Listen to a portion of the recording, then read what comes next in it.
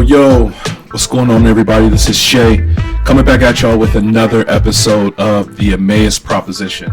Man, I hope y'all doing well over there, man. As usual, things are just popping off over this way. Getting settled in after that week-long vacation with my extended family, and trying to get the kids caught back up in school, and man, getting ready for the holidays. Trying to get settled in before the madness hits. So just like everybody else, man, things are just popping off. Hope y'all doing good though. Hope everything's everything's going right in your life. Thank y'all for tuning in and listening to my voice as I talk about, all my crazy issues and stuff that I got going on. But it's fun though, man. I'm glad you're on this journey with me as we just talk about God. And if y'all are just tuning in to the Emmaus Proposition, thank you for tuning in. I appreciate y'all joining me, man. Here at the Emmaus Proposition, we firmly believe that everything, absolutely everything in all creation is about Christ. Everything is from Him and through Him and to Him. And so all of our conversations, all of the stuff we experience with culture, everything we go through in life, man, ultimately, either by type or anti-type, weaves its way back to the love of Christ. And so I'm proud of the work that we're doing over here, man. Y'all been joining me on this adventure, whether it's through YouTube or on a podcast. This thing is streaming out to both of those venues. Man, I appreciate y'all, man. I appreciate the love and support, and happy to keep doing it, man. Just trying to keep coming up with topics to talk about that are engaging, and hopefully going to be doing some different stuff with some different people to make sure we're keeping this thing fresh and growing and getting better and better at it. So I appreciate y'all supporting me on this journey, man. Today, as you can see by the title, we're going to be talking about Christian hip-hop. And for some people out there, I know I've heard some people say some snarky comments like, isn't that like a, what do they call that? Like, those two things don't fit together. I forget what the term is for that. But they're like, that's a conundrum, isn't it? How are you gonna have Christian hip hop? Hip hop is, in their view, is not God glorifying. It's not God honoring. So how are you going to fit those two things together? And so, and even because I live in a cultural context that is not necessarily a hip hop community, right? Even for folks that are in the like of a more of a hip hop community, they would say stuff like, yo, that stuff is corny, man. Like, nobody wants to hear them rapping about God over a beat. Like, that's just crazy. And so we're going to talk about that a little bit. We're going to talk about my interactions with Christian hip hop. We're going to talk about, as far as I know, what I've learned about the genre overall, what that's been like. And then I'm a break down a song for y'all that just came out, that just dropped. Hopefully I do that the right way.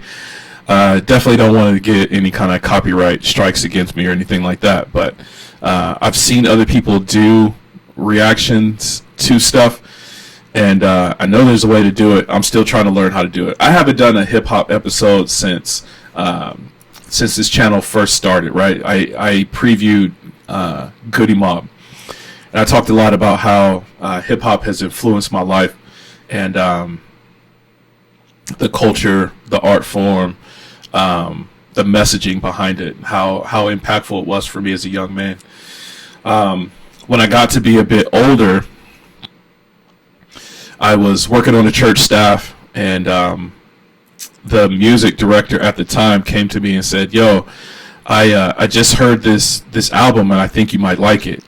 And he hands it to me, and it is Everyday Process. I forget the name of the album right offhand, but it was Everyday Process's first album. And I was like, okay, like up to that point, what I knew about, and you could tell it was like a Christian hip hop album. The guys are up there, they're like in, they got their street clothes on, they fit it up, and I'm like, okay, because of what I knew about Christian hip hop at the time.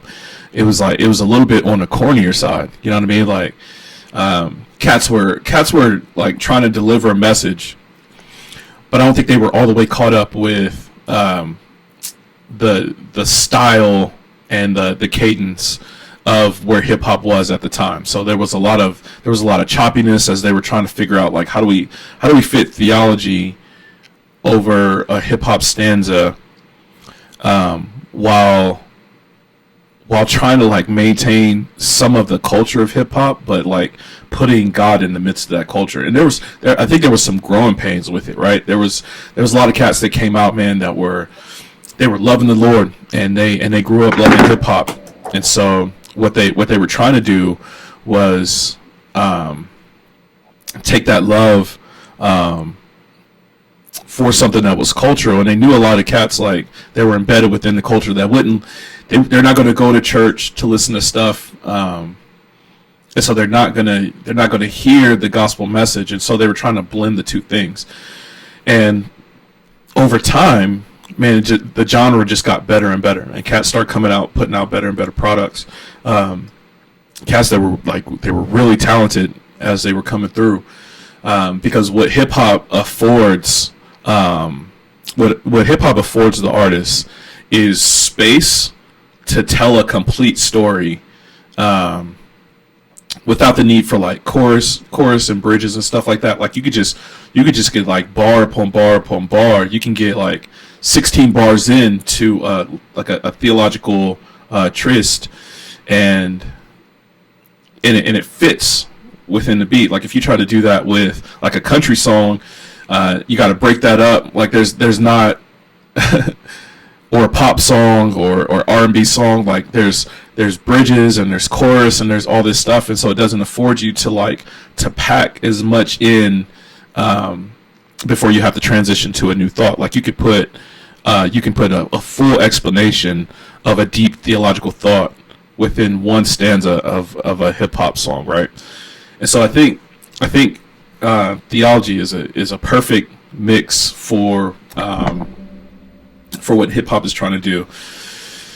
And honestly, what hip hop was, I feel like what hip hop started off as, it was a street language that was trying to convey life, like real life happenings. Like people were really going through some of the stuff they were seeing, and it was so scarring for their minds.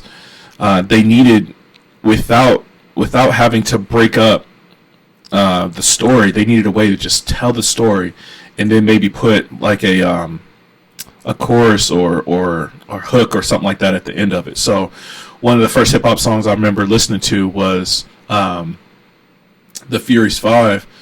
They talking about, don't push me 'cause I'm close to the edge.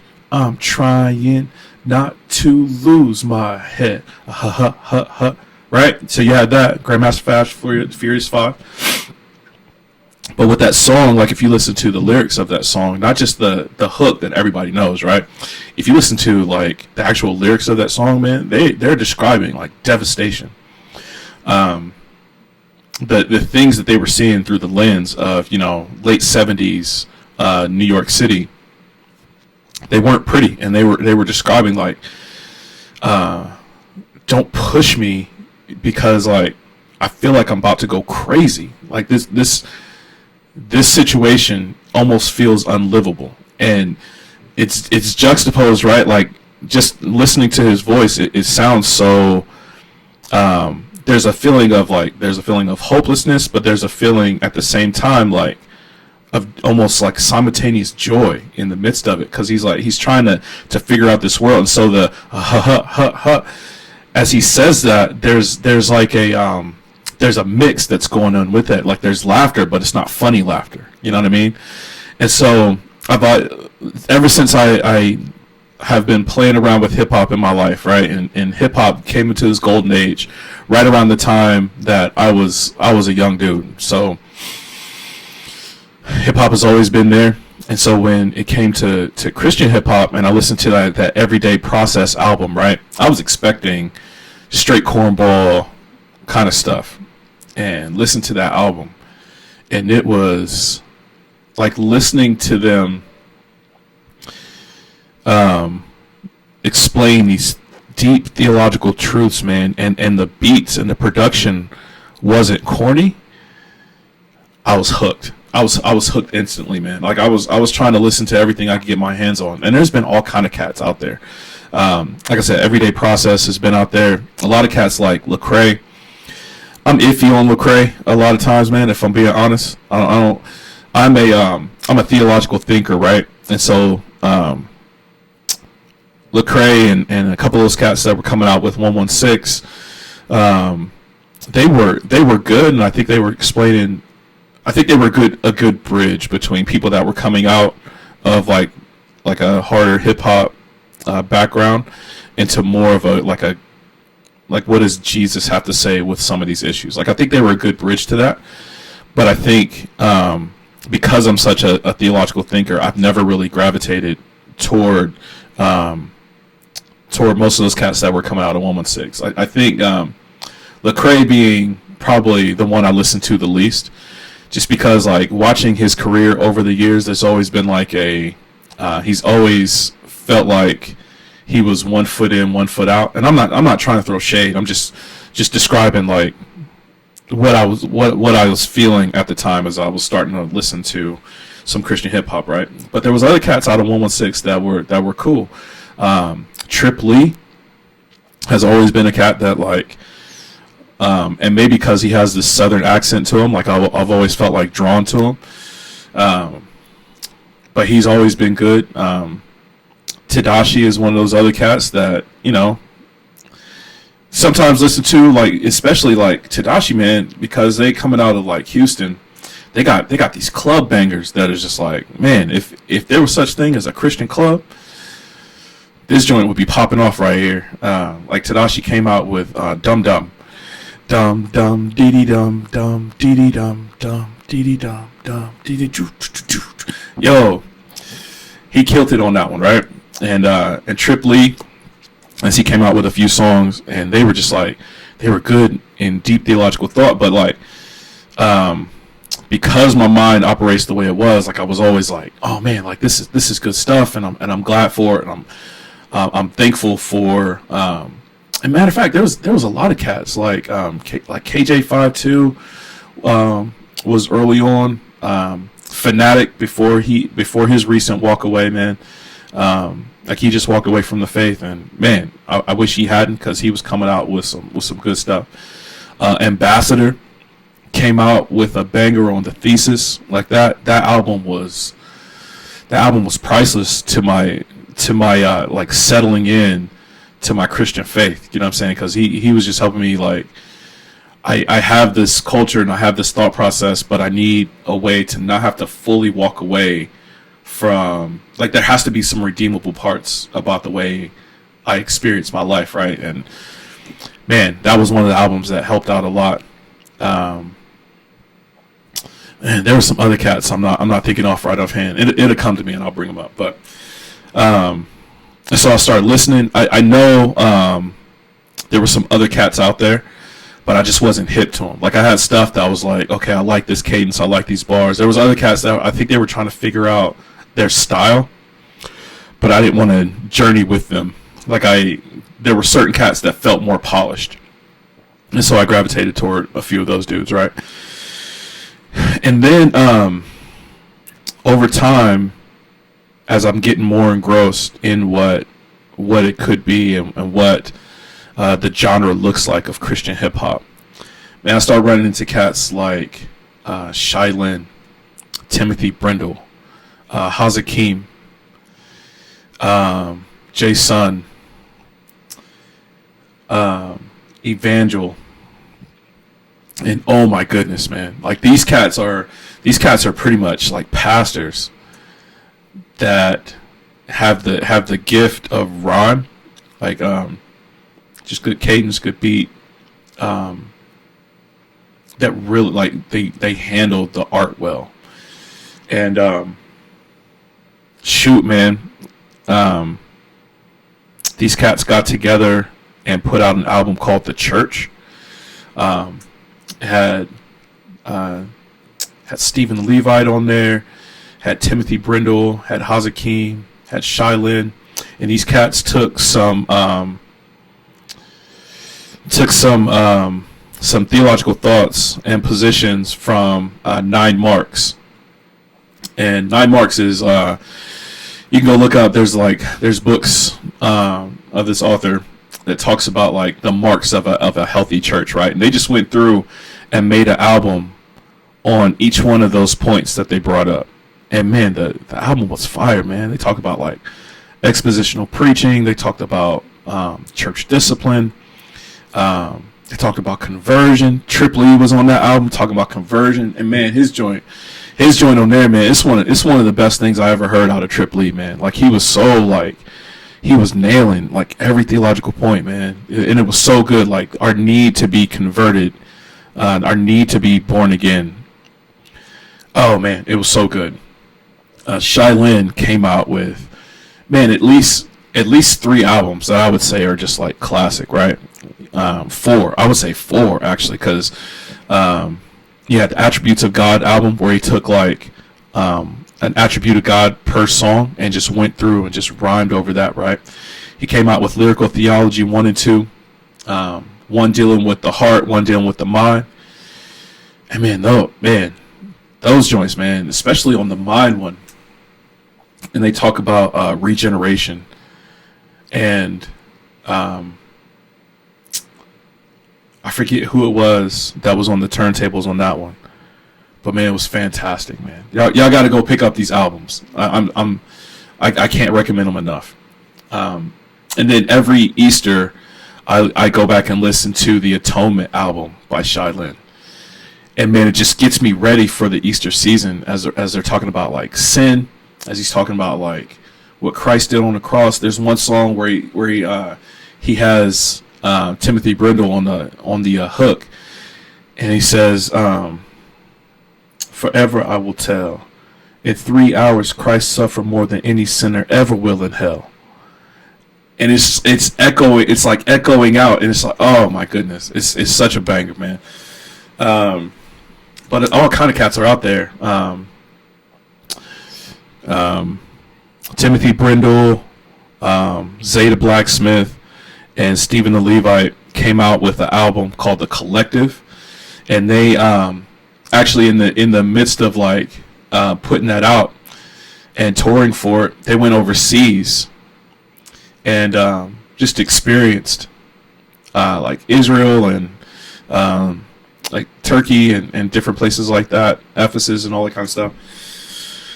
And while that album was out, man, the 3 of their voices combined, Zeta Blacksmith, for any cast that's out there that's listening that might speak Spanish too, Zeta Blacksmith, he has some, like, oh my goodness. He came out with this album, the Mosaic Mixtape. And, this cat, the album is laid out like a mixtape, like those old school mixtapes where it blends from song to song. Like there's not a stopping point. The DJ is just on the song and he's blending each song together and stringing them together and stuff like that, right? And oh my goodness, that album, Zeta Blacksmith, he speaks Spanish, so he has one song called Spanglish, and he's going back and forth English to Spanish. And he's not missing a beat, man. Like as he's rhyming in Spanish, it's the same cadence as he rhymes in English. Even though like the sentence structure is different, like he's able to like just blend back and forth. Oh man, it's artistry, man. The art is just is great. What's the album I'm thinking of? Theophanies with Hazakim. And the first time, so me and a friend of mine, we went and saw Hazakim. It was Hazakim, Timothy Brindle, and Stephen the Levite. We went and saw them. It was like an apologetics workshop, and then right after that, the 3 of them did a concert. And so they're going through all their songs, right? And as you listen to Theophanies, Hazakim's whole gig, man, they want people of a Jewish background. They want people of a Jewish background to know that Jesus is the promised Messiah for the Jews. And so that's their whole thing. So they take all these Jewish elements and they point them to Christ. And so on a few of their songs on Theophanies, they have the horn of shofar, and if you've never seen that, you can Google it. It's like a big, it's like a ram horn that they blow in, and it makes a very distinct sound. If you ever hear it live in person, like it kind of gets you ready for battle, and that's what they would use it for. They would use it. One of their uses was to use it to get ready to go to battle, right? And they would use that horn in the songs, and there was some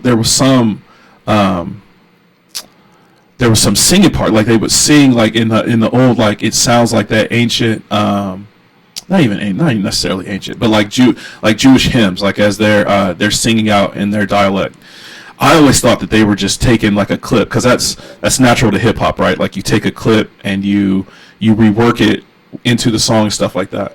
As we're at the concert, this cat, I think it was Tony from Hazakim, he comes out and he starts singing like in Arabic, and you're like, what? Like jazz, like it's one of those things that I think you have to experience live. But man, the genre is like, it's just improving and improving, and now like more cats are coming out, and you got all kind of cats. Like Dayton is pretty good. Bizzle, and that's one of the songs that I'm a preview for y'all.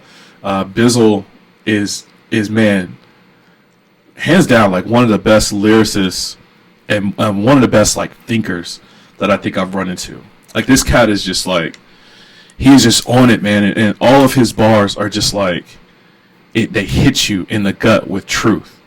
And that's the thing I love, man. I love to get hit by truth, not only truth theologically, but culturally, where people are just looking at the world and saying, man, this is not how the world is supposed to operate, and not afraid to get called out, or to call out some of the stuff they're seeing, right?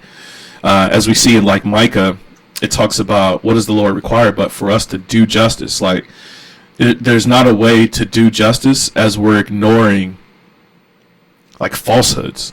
One of the ways that we have to do justice, we have to call out what's right, and we have to call out what's wrong. And Bizzle does like an awesome job of just being like, I don't care what political party you belong to, this is wrong.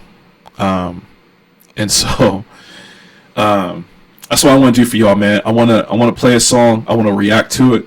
So I'm gonna start and stop it within there. This is my first time using this kind of software where I'm doing this, so there's going to be some growing pains with doing this, but I want to try to do this more often, man. Do some more reaction to stuff, because there's a lot of stuff going on in the world that I don't want to just talk to y'all. I want to actually show you. And for y'all listening on the podcast, I'm sorry you're not watching, but give me some love on YouTube too. But so this is Bizzle. For some reason, the actual part, the actual like song like on YouTube wouldn't come up, so I had to find an alternative version. But this is Bizzle. The name of the song is called Bamboozled. Y'all check this out. Bizzle, got over money, yeah. I just been sitting back, watching, taking in information, not jumping to conclusions. They try to play on our emotions so much, I like to sit back and wait for the dots to connect. So that's just the first joint off the bat, right? Like he's like, I see all this stuff going on in the world, but I'm not trying to like respond like too soon. I like to sit back and just see how things are going to play out, right? And I like that. That to me says this, like he's a thinker. Like he doesn't want to just like pop off right off the bat, but he's got to call out truth too, as we'll see. Feel me? It sucks watching people sleep. I understand now why the higher ups call people sheep. They go where you send them. Of all the things that should offend them, they only focus on what you tell them should upset them. Yo, tell me that's not true in the world right now. they should be offended by certain stuff, and I can get into some politics kind of stuff, right? But stuff that should naturally offend people doesn't offend them because they got their political leaders or their news source that's telling them, no, don't be upset about that. Be upset about this over here. I remember when that Jussie Smollett thing popped up, right? And the media was like, yeah, this happened. Turned out the dude was lying the whole time. And at the end of it, people weren't even upset that they just got manipulated by this guy and by their media source. They weren't upset because like the media was like immediately off to something else. Like people just get manipulated so easy. And he's like, yeah, it's amazing because they're called sheep. Like the higher ups, they call these people sheep, and that's exactly what they act like. And here's the thing, man. The Bible calls people sheep, so it's not like that's a 100% offense, right? The Bible even calls people sheep. I think what's important is what shepherd are you following? Jesus says, "My sheep know my voice, and they come when I call."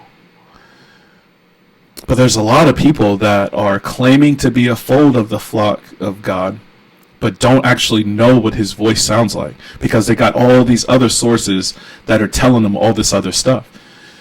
And so it's like, which shepherd are you going to listen to? And I think that's what Bizzle's getting at. There's people that are sheep. They're in the wrong fold. I remember this music exec told me the people are sheep, most of them stupid as heck. Focus on you, get a check. But I refuse to mislead people or view them as less, just to be mocked by the same people I choose to protect. It's like I'm back in the day, going against mass and getting attacked by the slaves. Oof, that's a bar right there. It feels like I'm back in the day when I'm trying to help my people out, and my people turn around and tell on me. Like, I'm trying to help set them free, but they just want to go back into this slavery. Whew. That's a bar right there. Come on, y'all. Taking my lashes while they laughing away, cause they don't know that I was trying to free them. They played a clip for him, told him I was trying to leave them. I found out they putting poison in what they feed us to kill us slow from the inside and make us weak. Ooh, I found out they was putting poison in our food. They're trying to make us weaker from the inside out. They said he's trying to steal your food, he wants your children to starve. They showed a picture of me burning all the shit we've been eating. Oof. While I'm trying to call out this poison and I'm burning all this stuff because it's not healthy for us, somebody takes a video clip, but the only thing you show is the video clip. You don't talk about the context of the video clip. And yo, how many times does that happen, man? In our world where you got these video clips that go out with no context to them, and people are just like, yeah, so and so did this or so and so said that. It's like, well, that's not even the full context of what was being said. Why don't you understand what they're saying, what they're going through before you jump down their throat and demonize them? You say they're out here burning food, trying to make our babies starve, but that's not it. I'm trying to help save you from the poison. Whew. Bars, man. Cause when the truth make them shook at me, they drum up a case. If they can change how you look at me, you'll laugh while they whooping me in front of your face. The right narrative can bury who they want to erase. The right narrative can bury who they want to erase. Facts. Remember Lauryn Hill spoke up? Crazy. Chappelle didn't want to wear a dress when he left. He was crazy. Ye was in the bed with dead celebrities calling himself Jesus. But when he met Jesus, crazy. Woo! You see how he's just talking about how they do people, man. People that try to speak up. They just they try to speak up, they try to educate people, they try to point out some flaws that are going on, and the community says, oh, that person's crazy. They done gone crazy. We can't talk to them no more. We can't look at them no more. Let's not even acknowledge their existence. They're coon, they're Uncle Tom, they're this, they're that, right?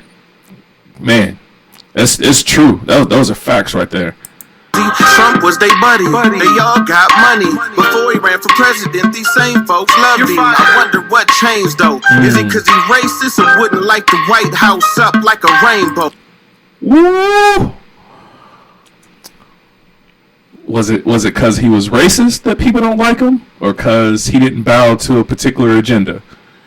Woo! Bars.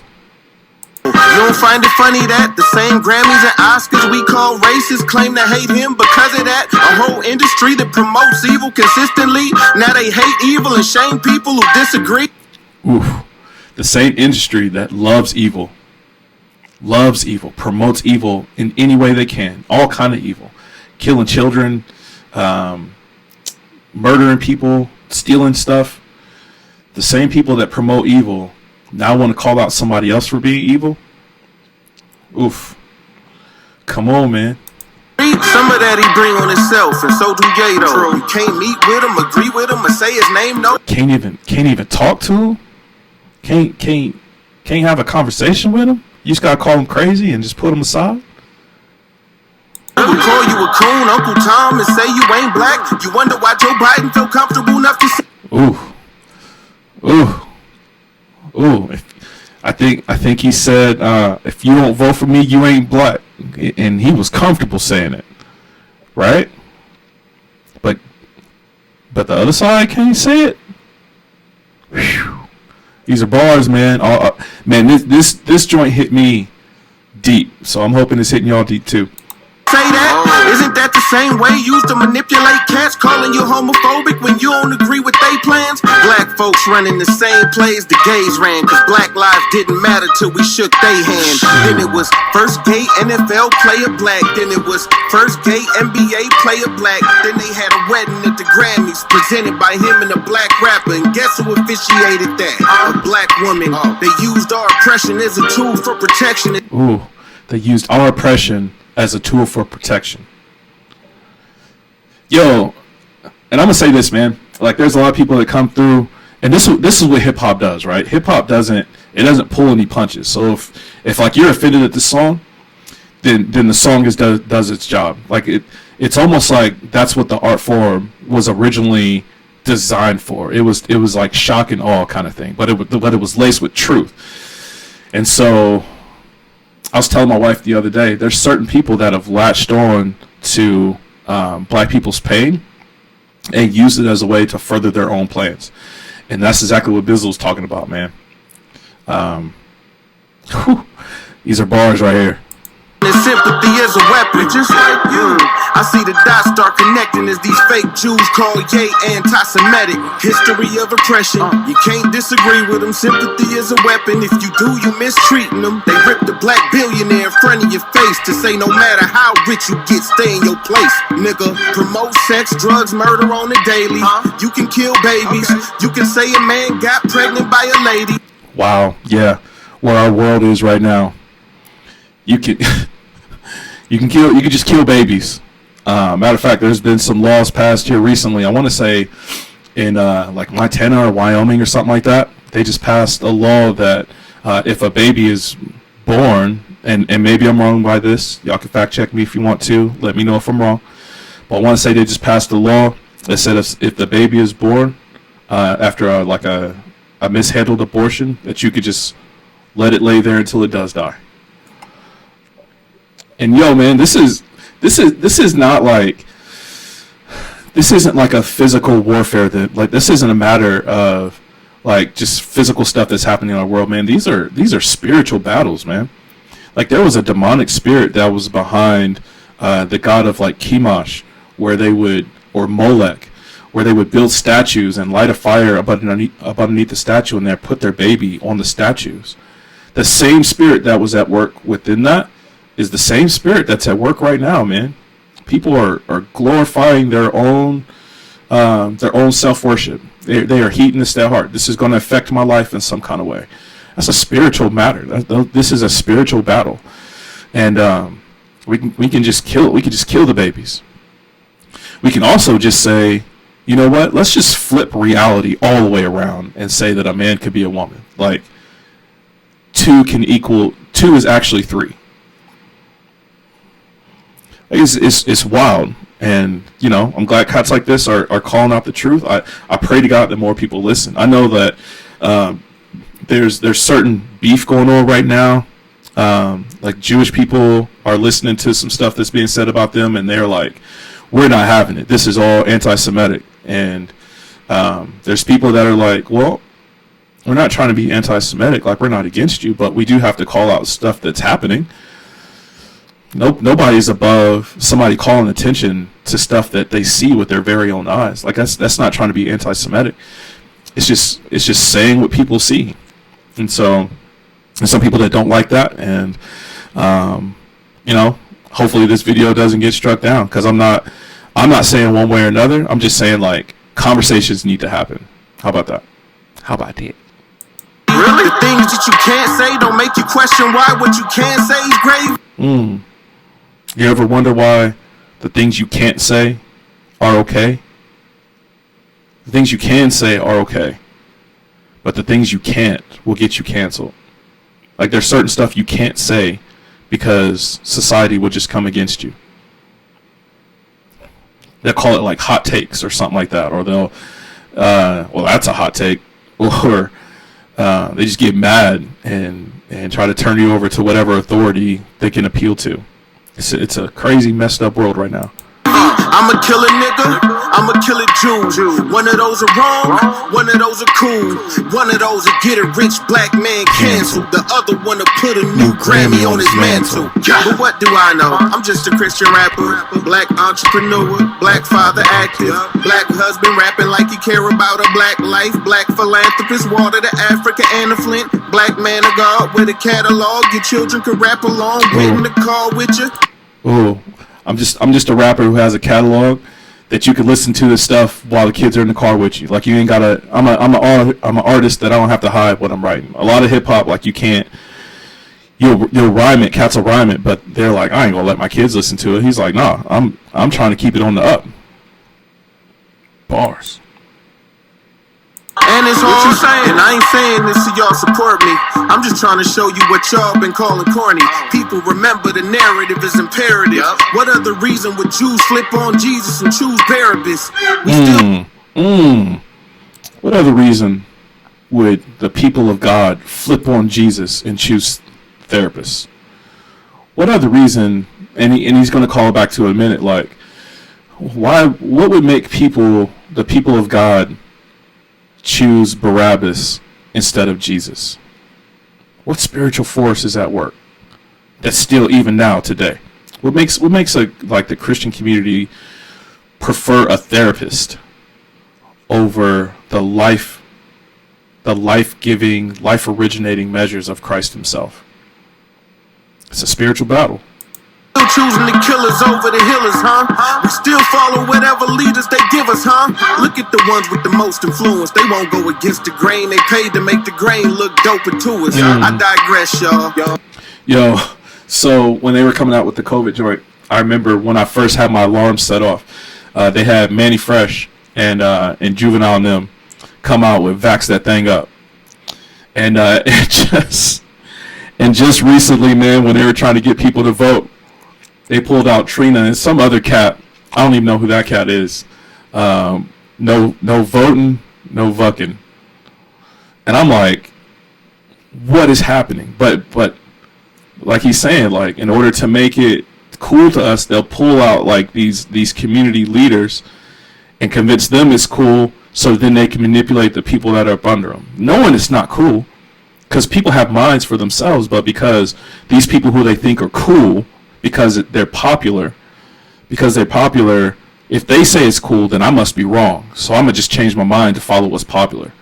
He's like, man, stop getting manipulated. Stop being corny. I just be over here corny, watching all the cool rappers put a dress on. I just want you to take a look at the industry. Hollywood and music, look at the symmetry. Look at what they push, look at what they claim to be about. Look how anybody in disagreement get weeded out. Think about what you and them agree about. Abortion is same sex, and one result they both bring about death. But God is life, so the plan is murder your seed to make sure it don't get planted. Yo, tell me that's not the works of Satan, right? God says, go be fruitful and multiply. And Satan in response says, well, let's cap that right off the bat, right? So let me have them participate in a lifestyle that's not going to bring about any fruit, any seeds, right? Or when they do participate in it, let's put some kind of disease in there that'll bring them death. Or if they do try to bring about some kind of seed, let's tell them it's cool to kill that seed. And Satan is just like, bam, bam, bam, winning, winning, winning. And people are just letting them win. That's crazy, right? Bars, bars, bars, bars. Y'all remember God made a promise to Abraham to multiply his seed. Now look at Satan's plan. He got us brainwashed so bad. We march for the right to do it to ourselves. Look, ma, no hands. Oh, we marching for the right to do it to ourselves. Oh. You don't think the devil real, so you can't see it. So you never understand why they hate Jesus. No, just beware of wickedness in high places, claiming they Jews, but they the synagogue of Satan. I was on a plane the other day, and I'm watching this movie called Ocean's 8. And these ladies, they were pulling off this bank heist. And halfway through the movie, I realized I'm rooting for the bank robber. Yo, when I heard this little part, right, I was like, oh yeah. I mean, he's talking about Ocean's 8, but like I remember like Set It Off. Y'all remember the movie Set It Off? Queen Latifah and Jada Pinkett and like Vivica Fox. I forget the other lady's name right offhand. But they're all like they're like robbing banks and you're rooting for the bank robbers. Like you said, like Ocean's 8, you're rooting for the people that are hurting other people. And it's crazy. And he's gonna talk about like he's going to get into it a little bit. Like I like how he puts this part. But yeah, I've had that where I was like, why am I rooting for the bad guy right now? But the director is able to tell such a compelling story that you find yourself rooting for evil. It's crazy. They're the bad guys, but that's whose side I'm on in this thing. I want them to get away. And I ask myself, how is the Christian going for the bad guy in the movie? And I know you'd be like, oh, but it's just a movie. I've never watched the episode of SVU and was hoping that the pedophile got off. Never, not once. So what's the difference? What's the difference? Why is it when I watch Bad Boys, I'm going for the cops? When I watch Takers, I'm going for the robbers? Then it hit me. The director is able to present this thing in such a way that he can control which side I fall on. Facts. So my question to you is, if this director can do this with his finite brain, how much more do you think Satan is able to do? If he controls the people who control the narrative. Oh, I'm going to stop it right there. Because I think that is the point of the whole song of why it's called Bamboozled. Because the battle is not the things we're seeing with our eyes, man. There's a spiritual battle that's going on behind the scenes. And Bizzle is able to use this medium of hip-hop, Christian hip-hop in particular, because I don't think there's a lot of cats just in like mainstream hip-hop that call out something like this, that see the evil and call it out for what it is. I think Kanye tried it, or Ye, or whatever he wants to be called these days. I think he tried it, but I don't think he was strong enough in his faith, man. And that's not me bagging on where he's at in his faith. It's just this is a battle. Like, you're not gonna put somebody fresh out of boot camp in a highly fought like battle sphere. Like, you're not going to do that to them. Like, you're not going to put somebody who hasn't even barely gone through pilot training up in a dogfight in a 5th generation stealth fighter. You know what I'm saying? Like, you're not going to do that. And I think that's what, like, I think Ye tried to go from just getting introduced, just joining up in basic training, to putting like fresh off the street directly into the cockpit of a 5th generation stealth fighter. Like, it's just, you're going to get shot down because this is a spiritual battle. And cats like Bizzle have been Christians for a lot longer. They've gone through these ups and downs, man. Bizzle been in the game for a minute, as far as I know. And some of these other cats like Shylin, and these folks are like writing books and putting out this medium of hip hop, and they're addressing this stuff. And I hope, to the glory of God, I hope people are paying attention. I hope they're not just saying, oh, that's hip hop, so I can't listen to that. I hope, because hip hop is not just about the music with hip hop. The beats are pretty much always dope, so don't get me wrong. But you can't just listen to it without listening to the rhyme schemes and where things rhyme, in the stanzas and the cadence. Like you can't just be a casual listener. Sometimes you got to get by yourself and just listen to what's being said, because like the messages are too deep sometimes for a casual listen. And this is one of those songs, man. Like all the stuff he was calling out was not for the sake of calling it out. It's for the sake of making people realize that there's an actual enemy that's behind the scenes that's bamboozling people into believing these things are cool, and you got to demonize and talk bad about the people that are pointing out rightness and justice and holiness. Like you got to make sure they're off to the side and you're not able to listen to them. Instead, you need to listen to the people that are participating and are a part of the scheme. Listen to them, because they actually know what they're talking about. They're way cooler than those cats over there. So if I can't get them on cool points, I'm gonna get them on, well, they've betrayed their culture. If I can't get them on, they've betrayed their culture. Oh, they must be crazy, and you can't listen to them. I'm like Satan is a master at getting people to not do what they're supposed to be doing. We're supposed to be taking everything and being like Bereans and listening to it, listening for the cultural context, listening to how it all points to Christ. That's the reason why I want to put a channel like this together, man. That's the reason why I think the road to Emmaus is still winding its way to Christ today. Is because we have so much going on culturally, and I don't think we're in actual practice of looking at things through a Christ-centered lens. I think a lot of times we, even in the church, have been bamboozled. And we need fresh ears. We need cats like this that are just calling it out and saying, yo, these things are wrong, and they're indicative of a master schemer behind the scenes. He's the father of lies, and he's back there, and he's getting people to believe all these lies. And the sooner we see who the real enemy is, and there's a lot of people that listen to this and say, oh, he's talking bad about Jewish people. Let's cancel it. Oh, he said the N-word. Let's put a particular label on it to where it's in this category. Now people can't listen to it. And not listening to like, yo, that's not the offensive part. The offensive part is we've been hoodwinked by an actual enemy that's trying to murder our souls. And you're upset about words. Don't be upset about words. Be upset about the assault on your soul. That's what's at the base of all this, right? And that's what one of the things Jesus would have told us. If we were walking down at Emmaus Road, and Jesus is walking there beside us, and he's maybe listening to a song like this, and he's like, yo, you know the actual enemy he's talking about, right? You know when I was out in the desert, he was trying to tempt me to do some of the same stuff. You know, like back in the garden, when I made Adam and Eve in perfection, he was there to throw them off track, and he didn't throw them off track by just making himself the enemy, right? He made himself the friend. But by the end of it, he's got Adam blaming Eve trying to blame shift to something else, both of them blaming God, and the world falls apart. And the same thing is happening today, man. When people try to call out what's right, you've got people in the community that say, well, don't listen to that dude, he's crazy. Don't listen to that dude, he's a coon.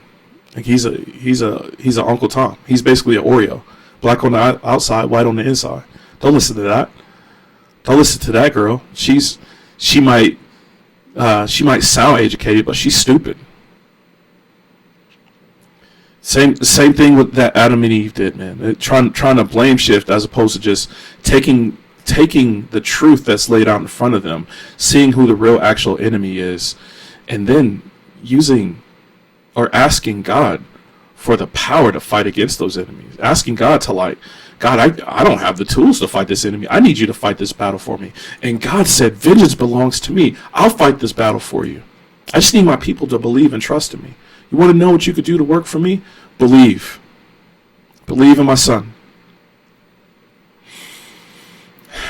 I think I'm going to wrap it up there, man. I get hype on this stuff. And I'm going to definitely fiddle around with all this stuff and try to bring new content and stuff like that. Yo, if you're listening on the podcast, thank y'all for tuning in, man. I appreciate y'all, man. Keep sharing what we're doing over here. If you're listening watching on YouTube, Thank y'all for the love, man. I appreciate y'all. Please make sure to like, share, and subscribe. That helps the channel. And the more you interact with the content, the more it tells the algorithm that this is something that other people would want to see, and they'll share it with other people. So giving like thumbs up, giving like comments, watching it all the way through if you can, all that stuff helps. So I appreciate y'all. I love y'all. I'm gonna wrap it up and get up out of here. Y'all know I love y'all, man, and thank you for being with me on this journey, man. As we sometimes the roads are straight, man. Sometimes the roads are windy, man.